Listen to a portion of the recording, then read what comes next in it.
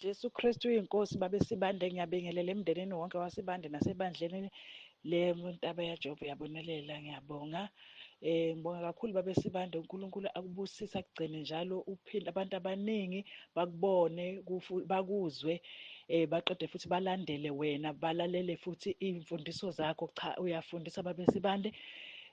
Umkhuleko lo uqala isivumelo sokuqala sokuthi uJesu Kristu uyinkosi siyaphila. Ngibone ebusuku ngilwile nabantu engingabazi ukuthi abantu ngathi imzombiya nje, iza kimi ayikhulumi, iza kimi ngithe mina ngiyababamba labantu, ngiyamemeza ngithi Jesu Kristu uyinkosi, ngiba namandla okubashaya. Lo ngibashaya kakhulu, ngibakhahlela, mangibashaya bahlephuka labantu laba abaphuma igazi, baphuma into engathi manzi, bahlephuka sengathi ngiyaqeda, bashaya bonke and akusenabantu laba abangilekelelayo, akunamuntu nje nethi ngeligama. Ngase ngibona kuvumbuka labanye ngathi bavumbuka kwesinye isigodi ngala, bathi baqhamuka bagqoke kahle iy'mpahla nje ezinhle, ngathi ifeshini yamanje nje le eshelelelayo ecwebezela abagqoke zona.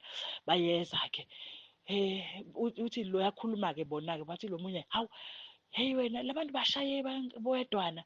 Ngithi mina uyabuza lo munye, bashaye ngani? Ngithi ngeligama nje. Hawu, iligama ingegama qobo. Ngithi uthi lo munye, elithini iligama? Ngithi Jesu Kristu uyinkosi. Bavele baguquka iy'mpahla abay'gqokile zawaba, zaphenduka zaba yinkinga, ney'nwele abay'de benazo ekhanda zaphenduka bayinkinga, baphenduka bayimzombiya kwabona ngaleli gama nje mangilibiza. Beza kimi bafika babamba ngalwa nabo, ngabaphihliza, mangibashaya phansi bayahlephuka, mangibabapha ngibalasha phansi bayahlephuka, bashona le nale. Then sengiqedile ngithi mina, hayibo, kanti kwenzakalani? Sekuqhamuka imoto enkulu ilayishe amaphisi ey'nyama, amakhanda, izinyawo, izingalo, kunye kugcwele umgwaqo, ihambe iyaklina le moto. Ngithi mina, hayibo, kanti kwenzakalani la? Uthi lo munye, hayi cha, usebenzile. Ngithi mina, uthi nangala ngale kwentaba kunjena nje. Ngithi mina, hayibo, then ngase ngiyaphaphama. Kanti sekusile sengilusele emsebenzini, babe Sibande umzimba wami wonke ugcwele amaqhuqhuva, nale mlonyeni nje umlomo ubhamule kumanje ngamaqhuqhuva, ngathi ngishiswa amanzi, mina bapatshuza ngathi ngishiswa amanzi, and futhi ngathi ngilunywa bathi ngilunywa umanyovu ngendlela obuhlungu ngakhona. Babe Sibande liyaphila leli gama, siyabonga, iy'mfundiso zakho ziyaphila. Ube nelanga elihle egameni laJesu Kristu oyinkosi. Ngiyabonga babe Sibande, amen. Jesu Kristu inkosi. Ekuseni ngizophamisa ukubonga, ngibengele baba Mtsibande, mama Mtsibande, abantwana basekhaya lwezi, abantwana basentabeni kaJehova, ngiyabonelela bonke abazalwane. Ekuseni ngizophamisa udumo, ekuseni ngizokhipha ubufakazi uJesu angenzele bona, asenzele bona kuleli khaya Nkosi esihlala kulona amagubane. Ekuseni siyabonga ukuthi uNkulunkulu ophilayo, akekho ofana nawe futhi akekho ofana noJesu namanje. Ekuseni ngilethula nje ufakazi, xolise kakhulu ukuphuza ukuletha ufakazi. Ngimbona uNkulunkulu esisebenzela, ehamba nathi indlela yonke. Kwathi nge-19 ziya kule nyanga, bhuti wami umlungisi wathola ukulimala kanzima emzimbeni wakhe, kwazwa abafana ekuseni ephele edrobheni. Hawu, ngenhlanhla nje uJesu aphamisa isandla, bamlimaza ka-right embanjeni nangaphansi kwebele. Awu uNkulunkulu sambonga nje kakhulu. Inhliziyo yethu bezibuhlungu ngale ndlela emangalisayo besimangala ukuthi ubhuti akaphuzi. Hawu ngoba kabhemi kwenze njani, bambangisana. Awu sambonga nje uThixo ophamisa isandla kakhulu. Awusenzelile, ulenzelile igama lakho, usenzele umusa. Siyabonga ngoba uyaphila, usekwazi ukuthi abuyele emsebenzini, ngoba uthi waphaphama e-ICU, hawu exhunyiwe. Siyabonga kakhulu, besehlele F1. Hawu ngomusa kaNkulunkulu wagcina ngokuphuma khona. Usambonga kakhulu uNkulunkulu. Hawu siyabonga, sibonga nemkhuleko, imkhuleko yasinqobela, uRoma 10:9, umkhuleko 18 May. Siyabonga. Hawu siyabonga nokufundiseka, hawu siyabonga nokufundiseka, hawu siyacathuza, hawu siyabonga. Noma zikhona ingqinamba zelizwe kodwa simile egameni laJesu. Siyabonga kakhulu, siyabonga kakhulu. Jesu Kristu uyinkosi. Ekuseni nje siyabonga kakhulu. Hawu uNkulunkulu ahlulwa yilutho, uNkulunkulu ahlulwa yilutho. Nje ngiphathisa nje amandla akhe kakhulu. Amase ngiphuzile ukuletha ufakazi, uNkulunkulu asenzele umusa ongaka. Hawu senzelile usenzelile umusa omkhulu eyisididekile, kodwa sama sathi nje Thixo ukhona futhi unguNkulunkulu ophilayo ngoba siyakwethemba. UJesu Kristu uyinkosi, uJesu Kristu uyinkosi, uJesu Kristu uyinkosi. uJesu Kristu inkosi baba.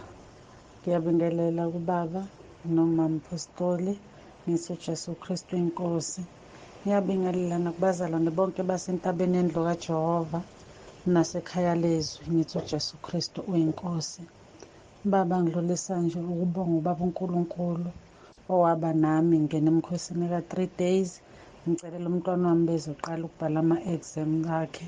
Ngamcela ubaba uNkulunkulu ukuthi ngiyacela ukuthi umntwana waphase onke ama-modules akhe azobe wabhala, ngoba imali yokukhokhela ama-sub anginayo.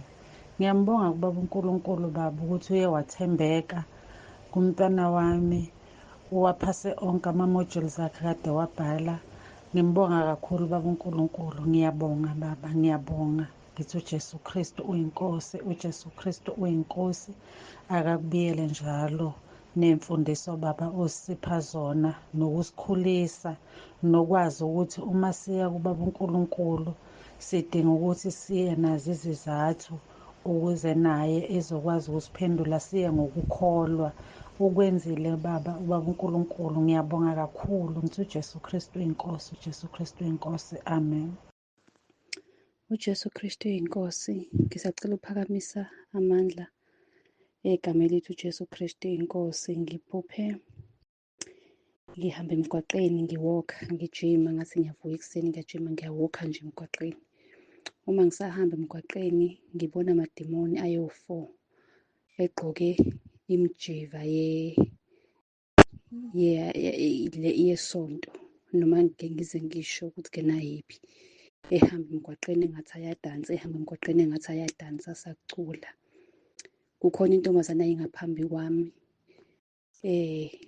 ayibamba leyo ntombazane leyo, athi uma isesondele ngakimi ngathi uJesu Kristu uyinkosi, abaleka ngejubane elikhulu ongalazi. Ngathi uJesu Kristu uyinkosi, abaleka ngelikhulu ijubane, ebaleka. Mangisho njalo biza umoya oyingcwele aqhuzuka awe phansi, ngibiza umoya oyingcwele aqhuzuka awe phansi, ngibiza igama kaJesu aze aphela phambi kwamehlo ami. Ngaphinde futhi ngaphupha futhi iphupho ngathi ngingena ey'toro zey'mpahla zokugqoka, lapho okustokwa khona iy'mpahla zokugqoka. Ngathi ngiyangena khona ngifica izangoma khona. Ngithi uJesu Kristu uyinkosi, ngoba vele uJesu Kristu uyinkosi. Ngihlezi ngimbiza ngaso sonke isikhathi, noma ngihamba, noma ngigeza, noma ngenzani, ngibiza uJesu Kristu uyinkosi, uJesu Kristu uyinkosi. Ngimbize khona uJesu Kristu uyinkosi. Lishe leli esinye isangoma sishe, sishe sithi sizwele, sithi sizwele, sishe. Ngiphinde ngithi uJesu Kristu uyinkosi. Bese lithi yakhuluma lona le demoni, isangoma lesithi ke nanibiza leli gama ngoba nazi ukuthi liyashisa. Ngilongishilo nje ngathi uJesu Kristu uyinkosi, uJesu Kristu uyinkosi, ngize ngaphaphama. uJesu Kristu uyinkosi. Amen. uJesu Kristu uyinkosi. Ngiyabingelela kubaba noma Mtsibande. Ngizophakamisa ukubonga kakhulu ngegama elithi uJesu Kristu uyinkosi. Kusho ukuthi bengumuntu osabayo, ngathutha kule ndawo engangihlala kuyo ngeza kwenye indawo bayibiza iphumula. Indawo yakhona indawo nje eqhuma ibhamu, ilanga nelanga. Abantu bayadutshulwa, kubanjwa inkunzi, abantu bangenele ezindlini. Okusho ukuthi mina besengumuntu nje mazithi 6 o'clock ntambama sengivala amagate, sengicima ngisho amalayithi. Ngangena egrouphini, akusikudala ngingenile egrouphini, ngangena egrouphini. Ngithe mangena egrouphini, igama elithi uJesu Kristu uyinkosi ngalisho, igama elithi uJesu Kristu uyinkosi, ngabona sekuphela uvalo. Manje sengiyakwazi ukuthi nango-9 ngiphume ngiyo-check-a egeyithini ukuthi ngikhile yini, bese ngiya-round ijaridi ngikhuleke. Bekunzima ngisho ukuvuka ebusuku ngithandaze, kodwa manje sengiyakwazi ukuthi ngivuke ngithandaze. Igama elithi uJesu Kristu uyinkosi lingisebenzele kakhulu, ngoba kuyo le nyanga le kaNovemba ubaba khona la khulume khona kakhulu ngesono ukuthi ugqoka amabhruko nongathwala ekhanda, ukhambaza ugqoke izinto ezikuthayithayo, kanye ukuhlalisana nomuntu ungashadile kuyisono lokho. ngavuka ngakusasa ngatshela umuntu engihlala naye ngathi mina bengicela ukuthi uyovela ekhaya. And bekuwumuntu mengithi ngikhuluma lokho angitshela ukuthi hayi akujahekile, lizofika ilanga yonke into inesikhathi sayo. Kodwa ngambona ntambama ethi ngicela usho ukuthi kini bafunani. Ngithi ngisabheke lokho wabebhala incwadi ngalo leli viki leli la first week yaka-November. Ngayikhuluma lento nge-first week yaka-November. Emgqibeleni wakhona wabebhala incwadi. Ngizobonga kakhulu ngoba emgqibeleni ophelile wange-23 zaka-November kuyo lenyanga bengilotsholwa. So igama lethu Jesu Kristu inkosi ngiyaliphakamisa kakhulu ngoba lingenzele izinto eziningi. Ziningi izinto ezingenzele zona angikwazi ngenxa yesikhathi ukuzisho. Ungiphephise nasey'ngozini ey'ningi. uJesu Kristu inkosi, ngiyabonga. uJesu Kristu uyinkosi. Ngiyaxolisa baba ngidelethile bese ngidlulile. Ngiyabingelela umama nobaba. Ngizotusa nje inkosi. Ngizombonga kakhulu uNkulunkulu. Into engisusa kakhulu ukulalela ubufakazi. Ngisuswe imikhuleko esiyenzelwayo. Ngisuse ukukhuleka uRomans 10 nomkhuleko ubaba asinikeza wona kaMeyi. Ngiyacabanga nje lapha ngisezwa umama esanika ubufakazi bomntwana ukuthi umntwana uthe ukhulume wathi into ayifunayo ngalolu suku ukuthi yena ufuna nje ukudumisa uNkulunkulu ey'menje zonke. Uyafisa ukuthi adumise uNkulunkulu. Nakumina kuyavuka kumina ukuthi njalo bengiba nepain ebengiba nayo. Njalo mangabe sengigqokile ngafaka ubra bekuvele lapha nje ngaphansi ngibe nezinto engathi zizinaliti ezingihlabayo. Kube sengazuthi ngiphefumula. Ngiphefumula ngenxeba elithile elingaphansi kwebele. Kuyavuka kumina ukuthi uNkulunkulu ziningi izinto angenzela zona kodwa ngingaboni, nginganaki. Ngithi mina yaphela nini le pain? Kodwa nje engifuna ukukusho nje ngikugcizelele kakhulu ukuthi Nkosi yami ngiyacela kuwona wonke umuntu osekhaya lezwi nomuntu osentabeni yendlu kaJehova, asilaleleni ubufakazi, silaleleni iy'nkonzo, bese emveni kwalokho sikhuleke yonke imithandazo esinikezwe yona. Kunezimo esiyodlula kuzo singaboni kwakuthi uNkulunkulu usesidlulisile kuzo. Ngiyacela ukudumisa inkosi. Ngicela ukubonga kakhulu uNkulunkulu umusa angenzele wona. Ngithi uJesu Kristu inkosi. Amen. uJesu Kristu inkosi. Baba ekuseni ngiyabingelela nakuma Mtsibanda abazalwane bonke basekhaya lezwi nasentabeni ndlu kaJehova. Ngiyabonelelwa ngithi uJesu Kristu inkosi. Baba siyabonga kakhulu. Ngicela ukudlulisa ubufakazi ekuseni obungenzekela izulu belina izulu kakhulu. Kwafanele ukuba khona engimhlangabezayo liyana izulu. Ngingazi ukuthi ngizophuma kanjani. Ngivele ngiguqe ngikhuleke ngicela uNkulunkulu ukuthi ngiyacela ukuthi hambise imvula ngendlela ebina ngayo. Uma ube umkhuleko obemfishane ngendlela esimangalisayo. Uma ngiqeda ngisukume ngizoma eminyango liyanethi izulu. Kuvele ilanga kulokhu kona lokho kunokukhulu. Kuvele inhlamvu yelanga. Lehle izulu, yehle imvula baba, yehle imvula, yehle imvula, yehle imvula. Uthe la engiphuma khona bese lina lokho okuncane. Ngithe ngisemgaqweni lathula izulu. Uma sengimhlangabezile ngibuya naye ngize baba ngizwe umzimba kungathi angazi wenze njani. Ngafikelwa isililo, ngafikelwa kumbonga uNkulunkulu, inhliziyo yami yamdumisa uNkulunkulu. Angena endlini ngabeka iy'mpahla bayaxoxa ngisaxoxa ngiyacela sikhulekeni. Sakhuleka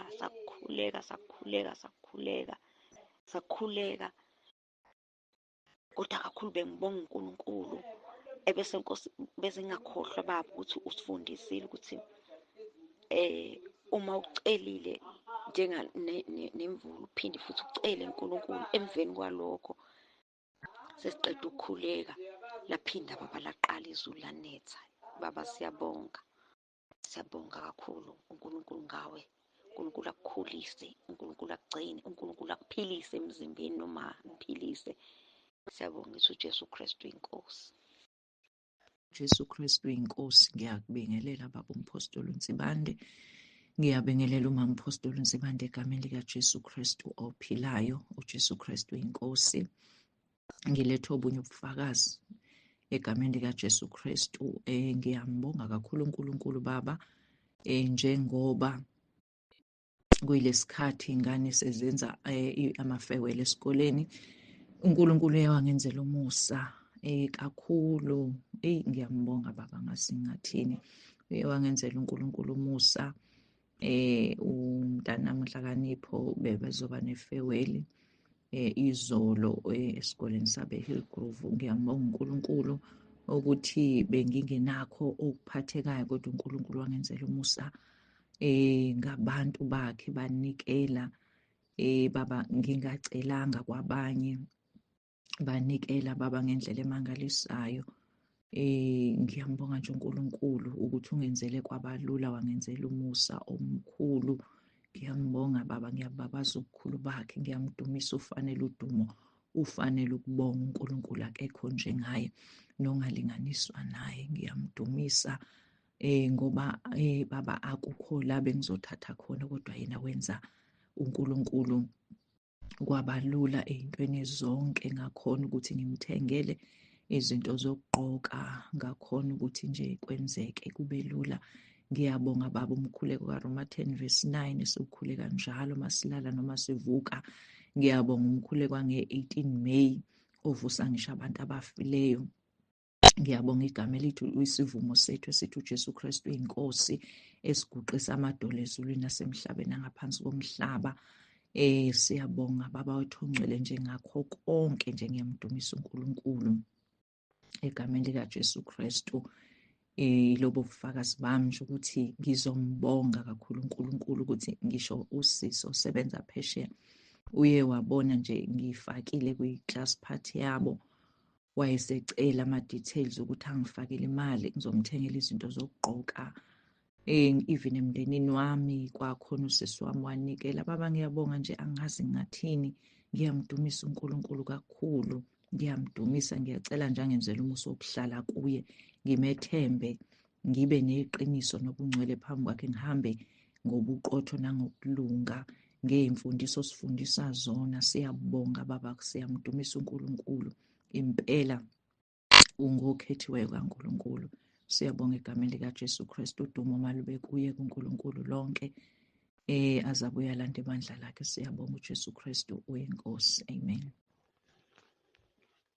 Ngiyabingelela Baba, ngiyabingelela nasekhaya lezwi.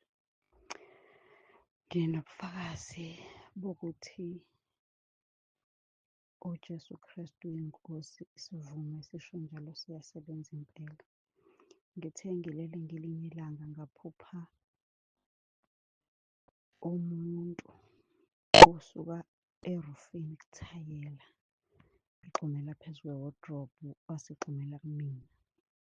Uma egxuma lo muntu akagqokile, uza kumina straight. Ngithi uJesu Kristu inkosi, uJesu Kristu inkosi. Agxumele kumina, athi uzama ukumvala umlomo. Ngisho noma kungasaphumi kahle izwi, kodwa ngisho. Angimbonanga nokuthi wahamba kanjani, ngimbone esenyamalele. Ngaphinda ngasho ngathi uJesu Kristu inkosi, uJesu Kristu inkosi. Ayi, ngaphinda ngalala. Ngiyambonga kakhulu. Ngiyayibonga kakhulu inkosi uJesu. Impela iyasilondoloza, iyasigcina, iyasivikela nasey'nzulwini zobusuku isuke ikhona. Siyabonga ngawe Baba osifundisayo. Obunye ubufakazi obokuthi kunomthandazo engawuthunyelelwa usisi ongifake egruphini. Welokhu engithumelela ney'nkonzo zababa uNsibande, ngilalele nami ngagcina sengithanda ukungena egruphini yekhaya lezwi. Kunomthandazo angisendela wona, ubaba ethandazela konke nje, ethandazela ukugula, ethandazela umsebenzi, ethandazela konke, ethandazela konke. Athi ubaba guqa ulalele bese usho emva kwami abaseRoma 10:9. Ngalokhu ngilalela kuthe esontweni elidlule ngabizelwa ukuthi angilethe i-CV, ngayihambisa, ngabizelwa i-interview, bangibizile ukutreyinwa kwesinye isikole i-aftercare. Ngithi nje uJesu Kristu inkosi, ngiyabonga kakhulu ngokuwuthola lo msebenzi. Amen. uJesu Kristu inkosi baba, uJesu Kristu inkosi, uJesu Kristu inkosi. Ngicela ukubonga, ngibonga uNkulunkulu, ngiyambonga kakhulu uNkulunkulu. Nami empilweni yami ungikhumbulile, ngiyitshela ukuthi ngenza kahle kanti ngisebumnyameni. Ngibonga uNkulunkulu nje babangani, ingabazali bethu nangabantwana bakaNkulunkulu abasegruphini, ngobufakazi babo ningibusebenzisa kakhulu. Ngiyabonga nje ungithwele uJesu, ngiyazizwela nami. Ngiyambonga uNkulunkulu, ngiphuma ku-21 days, noma-ke ngiphume last week, sengiphuzile ukubonga. Ngiyaxolisa kakhulu kodwa nje ngimbonga engithwalile, ngenje ngawumuntu ohlulekayo. Yangihlula imikhosi, yangihlula, angazi sithi bese singenile empilweni yami sibone ukuthi ngathi ngizophunyuka, kepha-ke ekugcineni uJesu wangimela, wangithwala, ngawuqeda u-21. Ngiyambonga kakhulu, ngiyamdumisa uJesu ngempilo yami, ukuthi nami ekugcineni ngiyakubona ukukhanya. Ngiyabona ukuthi ubaba uyabuza imibuzo ukuthi uyoyaphi wena uma ngabe kuthiwa uyadlula emhlabeni njengamanje. Sengiyakubona ukukhanya, nami sengiyayibona kancane ukuthi ngizoya ekhaya ezulwini. Ngiyakulwela lokho usuku nosuku, ngigcina ubungcwele bukaNkulunkulu noma izimo yivuka endleleni. Kodwa ngiyaNkulunkulu, baba usifundisa kakhulu, nisifundisa kakhulu nonke bazalwane nomama, nangenkonzo yokuthi sithethelele. Bengingakwazi ukuthethelela baba, bengingakwazi, kodwa ngiyabona ukuthi uJesu usemsebenzini ngempilo yami. Sengi-free nje, ngikhululekile. Noma umuntu enza okurongi, mhlawumpe kimi ekungiphatha kabi, sengiyakwazi ukuthi ngimkhulekele, ngimcelele intethelo, nami nje ngimxolele from within. Ngiyambonga kakhulu uNkulunkulu baba, ngiyakholwa ukuthi konke bengikucelile noma kuselokho nje ukuthi angikhulule, ngikwazi ukuxolela, ngizizwe ukuthi ngi-free, ngikhululekile. Nakho konke okunye engikucelayo ngiyakholwa ukuthi usazongenzela kona. Ngiyacela nje uNkulunkulu anithwale bazalwane, animise njalo, aniqinise ekumazini yena, sibambelele, singasabheki emuva, siphokophele ukuya ekhaya ezulwini. uJesu Kristu inkosi, amen. uJesu Kristu inkosi, ngiyabingelela entabeni yendlu kaJehova, ngiyabonelelwa, ngiyabingelela endlini yezwi likaNkulunkulu. Ngivuma ukuthi uJesu Kristu inkosi. Bese ngibingelela ubaba uNsibande nomama Nsibande, ngokuvuma ukuthi uJesu Kristu inkosi. Hayi, akuvumi ngithule, kuningi okwenzekalayo. Ngalokuvuma ukuthi uJesu Kristu inkosi. Ngineminyaka angazi noma 2, imoto yami yama ishaya injini.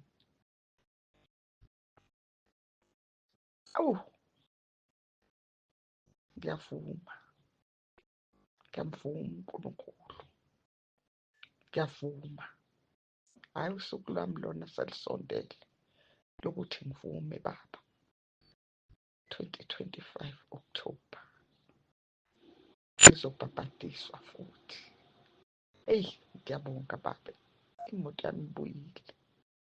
Bekunzima ukuthola injini, ngingasakwazi nokuya esontweni, ngingasakwazi nokwenzani, ngoba phela umuntu omdala naka namadolo.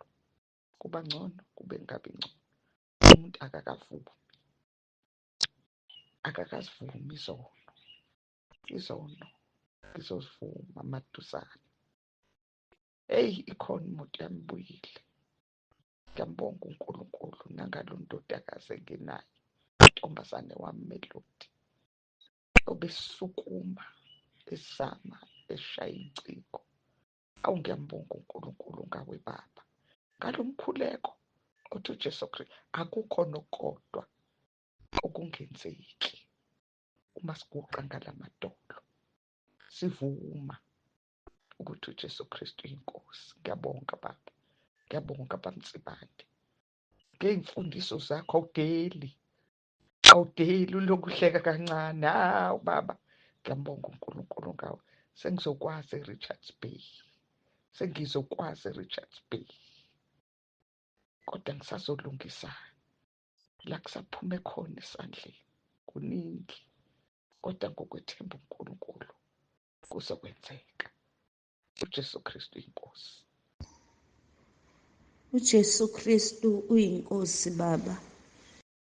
Ngibone ngikhonjisa umehluko phakathi kokubeka ithemba lethu kubantu nokubeka ithemba lethu enkosini sihlale kuyo.